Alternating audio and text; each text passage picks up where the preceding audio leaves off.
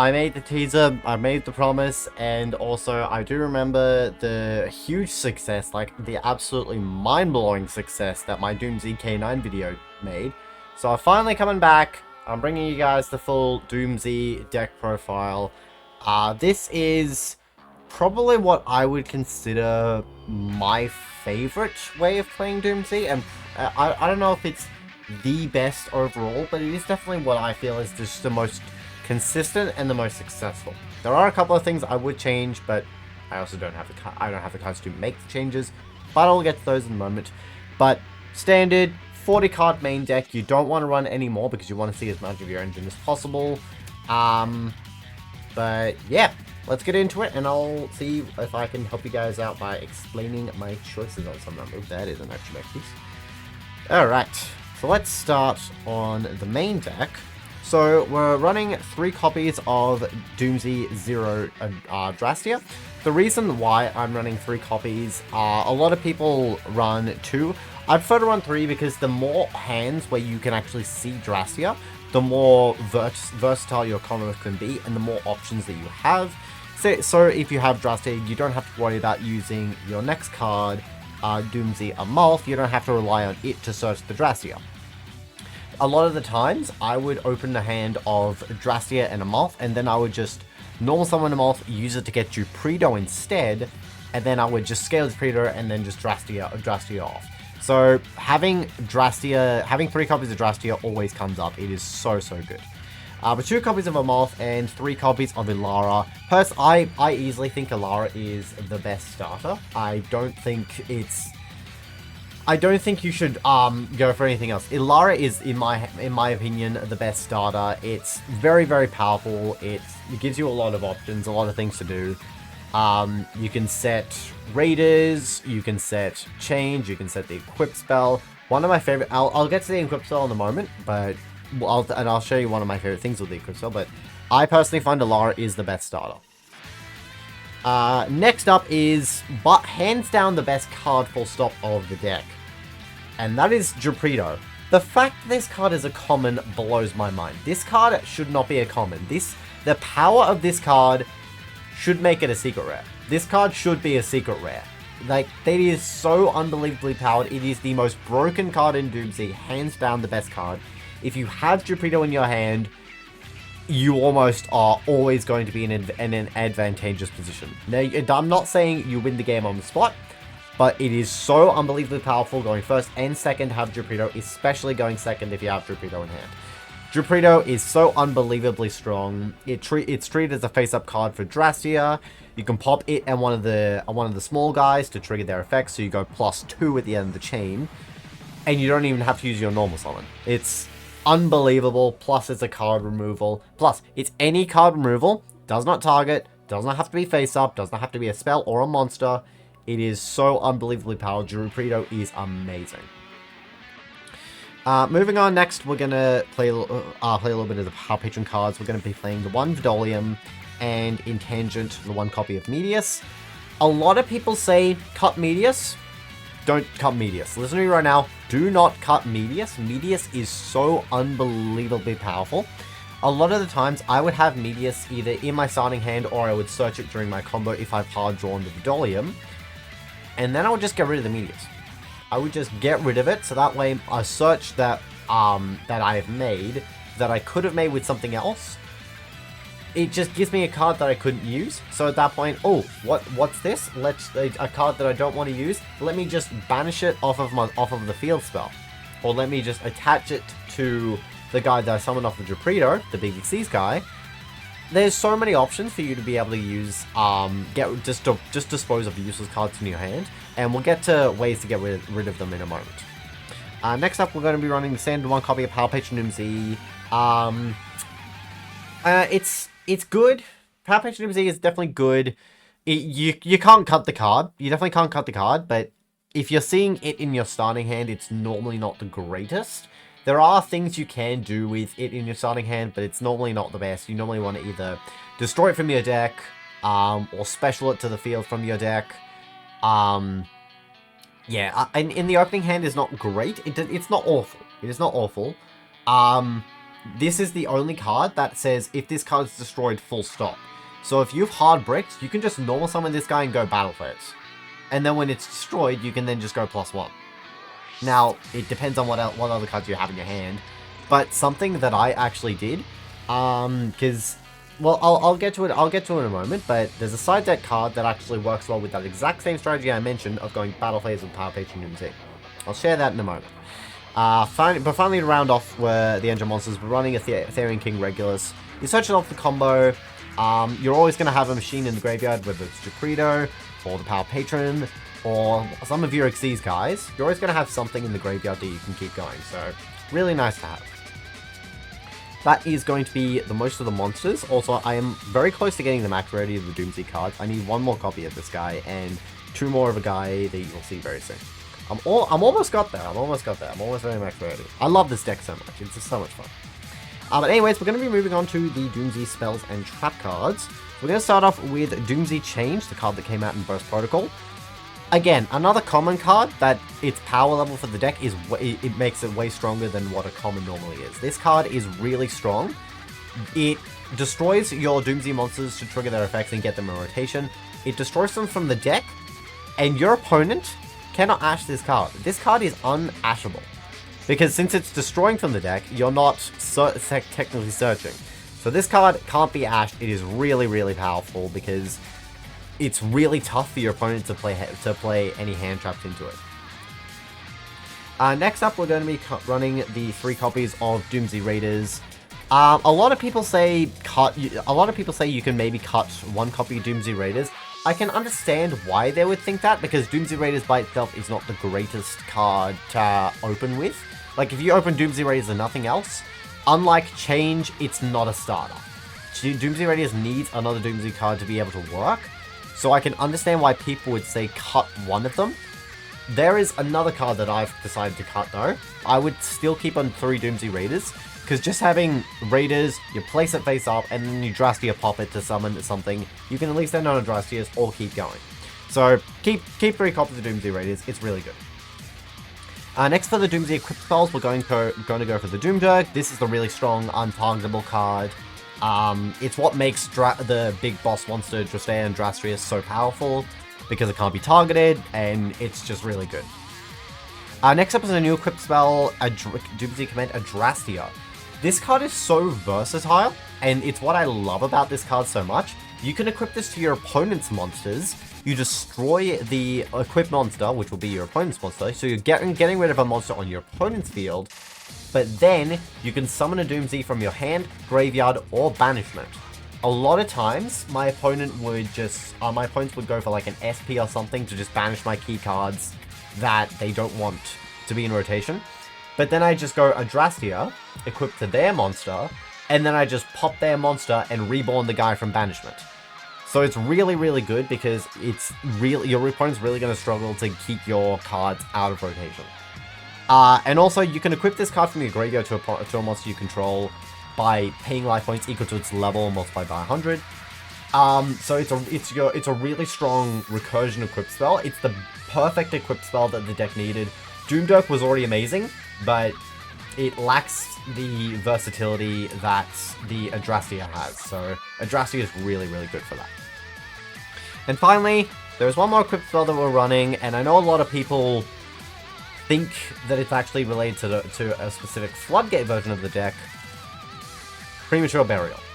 Now, I want to say right now, I am not running for the spell Cancel Floodgate. I understand that it is very, very powerful. However, you cannot set up the Floodgate if you get hand trapped. One single hand trap can stop the Floodgate, and for that, I don't think it's worth it unless you're playing it specifically against Branded. Which, to that regard, it is fair enough because this deck is really hard into Branded, but that's where the rest of my side deck comes in, and I don't think you need the Spell Cancel Floodgate for it.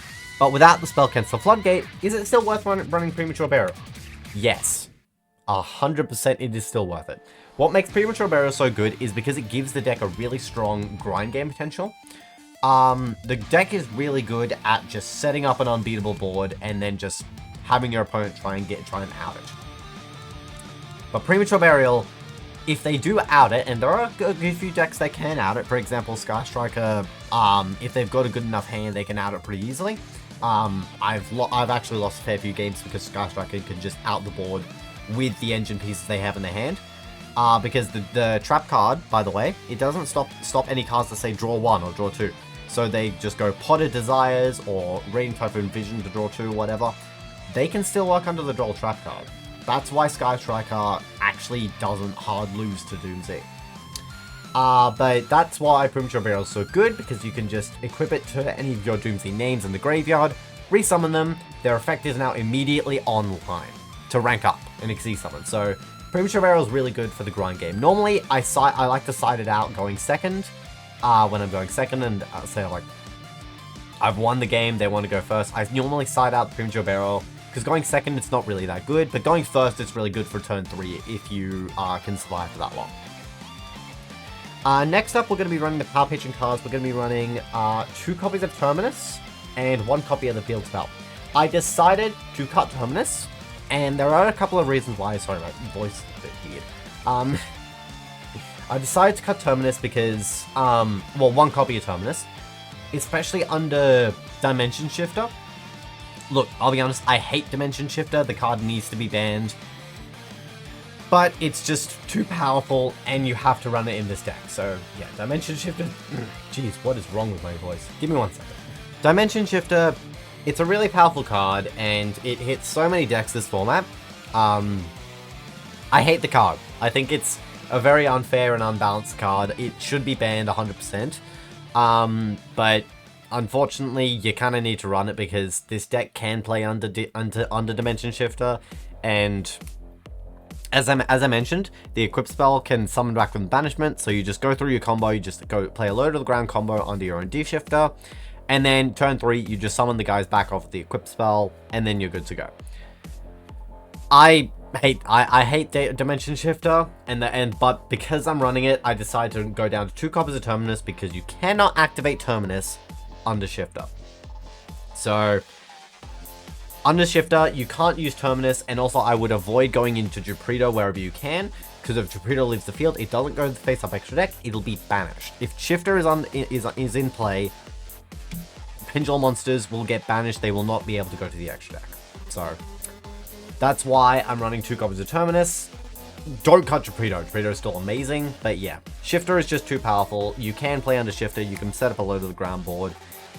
I hate running it, but the card is just too powerful right now. To round it off, the spells and traps, of course, the trap card. As I mentioned, it's basically Droll Knockbird. It's basically Thunder Dragon Colossus. That's a better way of putting it. It's Thunder Dragon Colossus. Something also that one thing that won me a fair few games is, say you have Drastrius, the big guy on your field, and you have it equipped with a Destruction. If you crown, or if your opponent crowns, for example, the Drastrius, if the Drastrius is crowned, Destruction is still live, because Destruction does not give its effects to the equipped monster. Destruction's effect is purely itself. You just need to have it equipped to a DoomZ Xyz monster to make the effect work. But if your Drastrius is crowned, Destruction is still live, so keep that in mind. That has actually been the decider that has won me a fair few games. And finally, I am running 1 copy of Bestial Magnemite. I only decided to run the 1 Bestial. I was thinking of putting more Bestials in the side deck, and it's not a bad idea. There are definitely a lot of decks in the format at the moment that can that do well against Bestial. There's Mitsurugi, there's Branded, as I mentioned. There's a lot of decks that can be Bestial in this format. I just decided to just run the Magnemite because it can search all of your main deck monster names, because all your main deck monster names are all Dragon type. So basically, whatever piece you're missing, except for Juprito, of course, but whatever piece you're missing, whether you need a Lara, or a Mulf, or a Drastia, you can just Magnemite to add that in the end phase, and that's really, really good. That's going to do it for all of the engine cards. And, well, engine cards. Basically, cards that will have an impact on the engine one way or another. So for the non-engine, I decided, because you can't really run a lot of non-engine, your main engine is already so large, I decided with the non-engine, I want to make my cards as impactful as possible. So I decided to go for everything powerhouse, essentially. So 3 copies of Fualos, because it can just draw you into your engine cards, or just force your opponent to pass the turn. 2 copies of Forbidden Crown. You should run a third. I reiterate, you should run a third copy of Forbidden Crown. If you can, I would probably cut Premature Burial for a third copy of Forbidden Crown. I just don't have a third copy, but 100% run 3 Crowns. Crown is unbelievably powerful in this deck. Definitely run Crown. I'm also going to be running a Super Poly package, 3 copies of Super Poly. A lot of people dislike Super Poly because of the discard. I think it is still really, really good. I still like the Super Poly because most of the time you can just discard. So as I mentioned, whenever you have a both Vidolium and Medius, say if you've hard drawn Vidolium, you just add Medius off of the Terminus, and then you can just discard the Medius off of Super Poly, provided you haven't Super Poly'd already, but you can still do it. And then you can Medius later on for your combo, summon it back, and then summon a Power Patron. So having an extra discard that you can search is going to be really good, especially for the Super Poly package. And the last 2 cards is just going to be Called By and Triple Tactics Talent. These 2 are just instrumental, basically. They're so powerful, especially going first. Even going second, there's a lot of decks that will have a lot of graveyard or hand effects. So Talent and so Call By is going to be really good against the graveyard effects, and Talent is just going to be really good at maybe stealing one of your opponent's monsters if you're going second. So that is going to be it for the main deck. Let's see what we've got in the extra deck. So for the extra deck, we are going to be running a pretty standard lineup. It's basically just going to be 2 copies of each of the main monsters, 2 copies of Dictorus, Groflario, 2 copies of Drastrius, and 2 copies of Jupiter. This is your engine. This is the bulk of your engine. I would say none of these are cuttable. None of these are cuttable. People are running, 1 copy of Dictorus or 1 copy of Jupiter. Do not do that. I reiterate, do not do this. That is a huge rabbit hole. It is not worth it. 100% it is not worth it. You need the second Actress for the grind game potential. A lot of the times with a lot of hands, I would summon Dictorus for my combo to get into Groflario, but then I would also end my turn with a Amalf or an Alara equipped with an equip spell, so I could Xyz summon a copy of Dictorus on my opponent's turn for an extra bit of disruption. Always keep a second copy of this card. Similarly with Jupiter, a lot of the times I would summon out one with Jupiter's effect and then use Power Patron DoomZ to summon out the other, because then you can just use the 2 of them to overlay and summon Utopic Future Zexal, which is targeted protection and protects your board from Fallen Virtuous, and it's also a monster steal as well. Plus it can get astronomically big. Like, you've got Jupiter on the field, which, if you're just going to be using the 2 of them to overlay for the Zexal, it's going to be a little bit... It's not going to have the huge Jupiter's effects. But even just with Drastrius, Drastrius is rank 8, which means Future Zexal is already at 4,000 attack points. That's already massive. Summon out Dictorus, goes to 6k, or just summon a second Drastrius for 8k. This card can get extremely big, so keep an eye on this card. And that is why do not play just 1 copy of Jupiter. Definitely play 2. Next up, we're going to be running the Merrymaker and Sargass. This is just to search Therian King Regulus. It's also got an... you don't use Merrymaker for anything. It's literally just fodder so you can rank up into Sargass. But Sargass also has a second effect that a lot of people don't realize, where you can... If an Xyz material is attached from something, you can target a card in the field, either bounce it or destroy it. That's an extra bit of disruption. It has come up a lot for me. Remember, this card does have a hidden second effect. Finally, for the Xyzes, we're going to be running a copy of Varudris. It's just really, really powerful to go Varudris. You get to negate, but you can also optionally destroy a card in the field. And it doesn't have to be the card you try and negate. But also Varudris has another effect of if it's destroyed. I believe if it's destroyed. Yeah, if this Xyz summon card is destroyed, you can non-target destroy a card in the field. And if it attacks while it has a material, you can also destroy a card in the field. A lot of destruction, a lot of card removal. Varudras is amazing. And finally, for the Super Poly package, we're running a Mud Dragon, a Garura, and a Sea Monster Theseus for the Cool Tune matchup, and also the branded matchup, surprisingly enough. Theseus has actually come up against branded, because if they just end their turn with Guiding Quem and Cartesia, you can just fuse those two away for Theseus. I know some people would still be saying, oh, it's still probably better to go for Garura, because they're both still light spellcasters. That is true, except if you've drawn 2 copies of Super Poly and your opponent's already given you a few Fluid draws. That actually has happened more than one time against branded. If you've got 2 copies of Super Poly and you see your opponent with a very large board, they're forced to give you a bunch of Fluid draws. You can just pitch 2 cards, summon both Garura and Theseus. And it's really, really good. Also, Theseus is just really good. If you're facing against Cool Tune, you have a Super Poly in hand, they're in a really tough spot, because no matter what they do, they're going to have to see you activate that Super Poly to remove their board. What they have to do is they have to end on 1 monster, which is a horrible decision for Cool Tune to do, or they end on 4, and even still, you just Super Poly their two scariest ones away for the Theseus. But if they just Super Poly 1, all you need to do is just, if they end on 1, normally it's going to be like either a Zaylin or a Remix or a back-to-back. Those are all dark monsters. So all you need to do in that regard is you just summon either Amalth or Ilara. They are both dark dragons. So what you do is you just go summon these guys. You can use their effects if you want to, you don't need to. But then you just go slam down the Super Poly. You can either go for a Mud Dragon if they've got their Cool Tune extra decks, except for the lights, of course. Or you can just go straight into a Garura if they have a Zaylin on the field.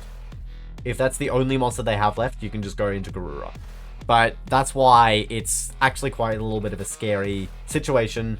And no matter what DoomZ has, no matter what Cool Tune has, it's always going to be rough for them to try and play under a Super Poly when they've seen it. Because they are almost always going to be making a weaker board, and that is almost going to secure you at least some really powerful form of removal. Moving on to the side deck. Again, with this deck, I wanted to make it as impactful as possible. All the non-engine, I wanted to just be able to just either win the game or shut my opponent down in some way or another. So to that degree, I decided to play 2 copies of Drawn Lockbird. It's just a lot of decks it hits. It can hit Radiant Typhoon if they're not ready for it. It can also kind of hit Cool Tune, but I never side this in against Cool Tune, just because if you hard draw it, or if they see it on your top deck, it's just really unfortunate. It is still playable. Joel is still definitely playable in Cool Tune. I personally don't play it. You still can. It's still doable. I'm also running 3 copies of Santa Claus. Now, let me just explain my decision here with Santa Claus.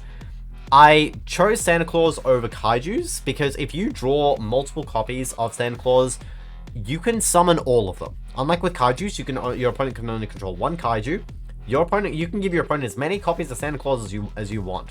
But Santa Claus is also just the reason why I'm playing Santa Claus over. It's my version of Kaijus or Lava Golem is because of Power Patron. Power Patron, if they have the Amorphage Floodgate, there are only 2 outs, basically, to the deck. One is a Kaiju, which is fulfilled by Santa Claus, and one is another out that I'll get to in a moment. But Santa Claus is also just really good if you want to just get rid of a monster in your opponent's field that you just don't like. And again, if you draw multiple copies of Santa Claus, you can summon every single one, so it is really good. We're also going to be playing two lightning storms and a feather duster. This is just back row removal. There's a lot of decks right now that set up a good lot of back row. So lightning storm and duster is just really good for that purpose specifically. We are also going to be playing Solemn Judgment and Solemn Accusation. There is a reason why I wanted to play these 2. I was actually thinking of playing a 3rd Accusation. I just don't have a 3rd Accusation. It is actually really good to play a 3rd Accusation. But the reason why these ones are good is because if you set up your full DoomZ end board, most of the time, you're only going to lose against cards that you can't really do anything about with your DoomZ cards. So, Dark Ruler No More, Forbidden Droplet, those are 2 really, really powerful ones. Kaijus and Lava Golems are rough. And Super Poly is rough. A lot of the times, you can't really do much about that. I know a lot of Cool Tune players that play Super Poly. They just summon Mix, and then they just go Super Poly with the Mix and my Drastrius to get it off the board. And sometimes you can't really do much about that. As soon as Mix hits the field, and they've got Super Poly in their hand, they're just going to use that immediately, and there's not much you can do about it. So, but for the rest of the cards, the rest of the board breaker stuff like Droplet and Dark Ruler, that's where Solemn Accusation and Solemn Judgment comes in, because it's basically just a way to protect your board against stuff that your monster negates, that your monsters that negate can't respond to. So like if it's Dark Ruler, which your regulars can't answer and your Rudras can't answer, it's good to have Solemn Accusation and Solemn Judgment for that specifically. And also, Solemn Accusation and Judgment, it's just good to hit a card that your opponent really needs to resolve. It's just good to have that answer waiting in the wings. Now, I said Santa Claus was an option to out the Amorphage, Power Page, and Floodgate. The other option is Evenly Matched. And this is a card that I know a lot of people are not playing, but I still think it is really good, especially in DoomZ, because it is good if you've shifted.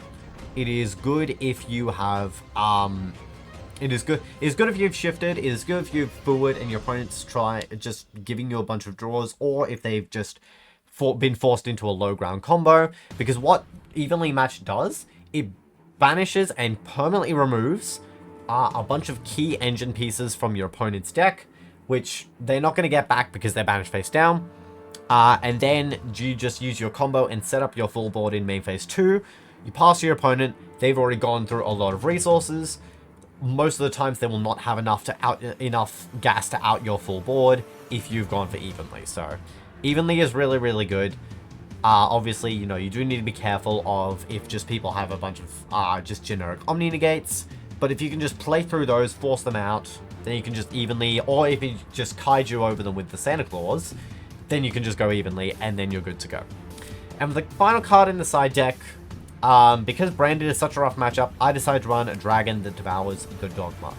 This has actually come up quite a fair bit. Almost every time I go Branded, I immediately side this in, and I normally take out a copy of the Sea Monster of Theseus. I normally take out the Theseus for the Dragon that Devours the Dogma, because as I mentioned, Garura and Mudragon normally fulfill the same purpose, and this is basically just for the Cool Tune matchup specifically. But since these are both for two very specific matchups, you just side out Sea Monster into Dogma whenever you're going against Branded, and you side out the Dogma for Theseus whenever you're going against, or you keep the Theseus in whenever you're going against Cool Tune. But Dogma is really good. If your opponent is on Branded, you can just leave them within the Ecclesia and the Graveyard, and then this guy is just now becomes your own unaffected tower. Plus, it shuffles back their Branded stuff that they can't trigger in the end phase, so that it stops them from getting recursion and follow-up.